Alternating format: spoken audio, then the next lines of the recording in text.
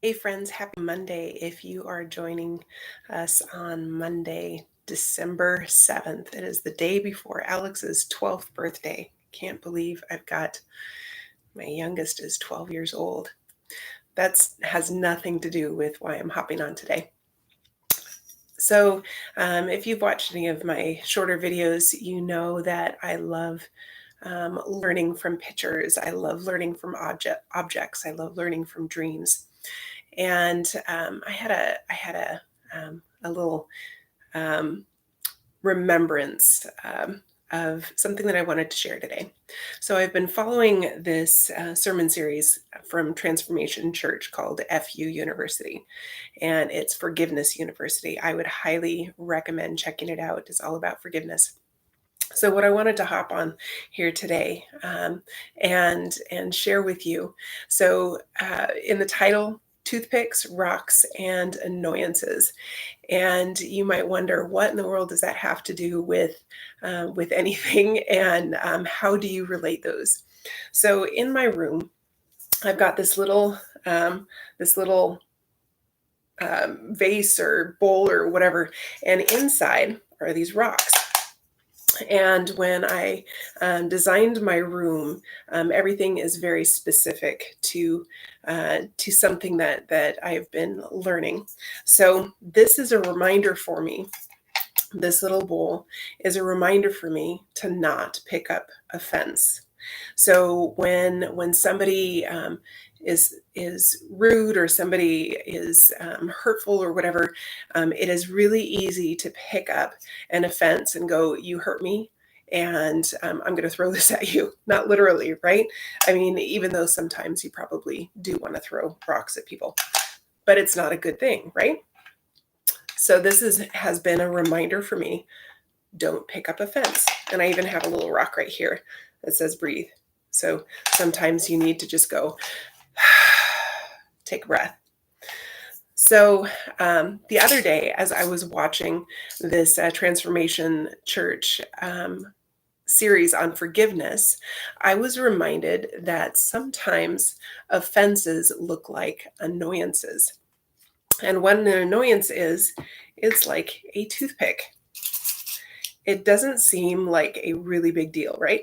In fact, if I throw it at somebody, I just threw it at the camera, it's not going to make a lot of damage, right? But if you've ever stepped on a Lego, it is painful. If you stepped on this nice little pointy toothpick, it's going to cause some damage. It's going to be an annoyance, and it's going to hurt. And a lot of times we tend to downplay annoyances or pet peeves and think that it's not a big deal. It's not going to affect anything. It's not going to affect how I act, how I react. But in all honesty, annoyances and pet peeves are like these tiny little toothpicks that at first it might scratch, it might be a quick annoyance, but it will fester.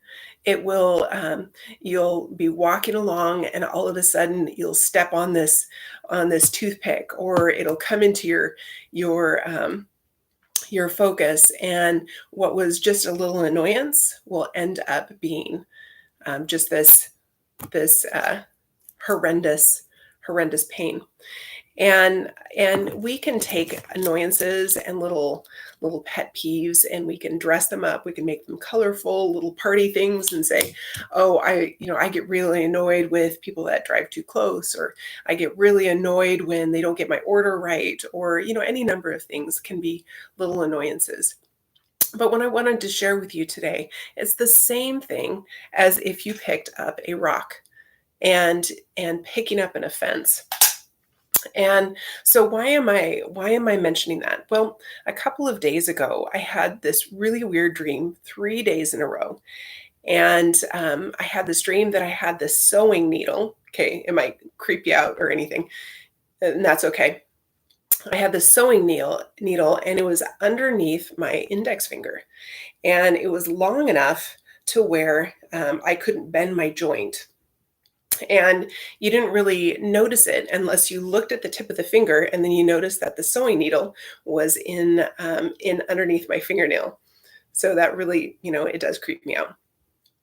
And I woke up and fell asleep 3 times, and I had that same dream 3 times in a row. The sewing needle underneath the finger, and I couldn't bend my joint. Easily taken out, and there wasn't any pain associated with it, but it was definitely a problem. So I've been sitting on that dream for quite a few days and asking, what does this mean? And a pointing finger is also an accusation finger, right?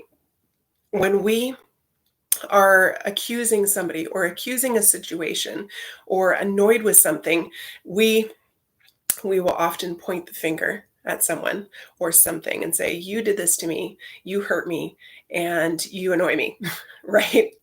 And it prevents us from moving and being mobile how we should be. So, what does it say in the word? Because that's the first and foremost most important thing. It says in Colossians 3, it says, "Put up with one another." Let me say that again. Put up with one another. That means you have to put up with me. I get to put up with uh, with you all. I love you all. Anyway, put up with one another. Forgive. Pardon any offenses against one another, as the Lord has pardoned you, because you should act in kind. But above all these things, put on love. Love is the perfect tie to bind these together. Let your hearts fall under the rule of God's peace, the peace you are called to as one body, and be thankful. So it's not something that's easy, right? But we have to put on love, like a jacket, like a warm fuzzy jacket, right? And we have to put up with one another. Don't let these little annoyances, these little grievances, regardless of how you dress them up or make them little party appetizers or whatever, it's going to end up hurting, right? Don't pick up offense. What is offensive?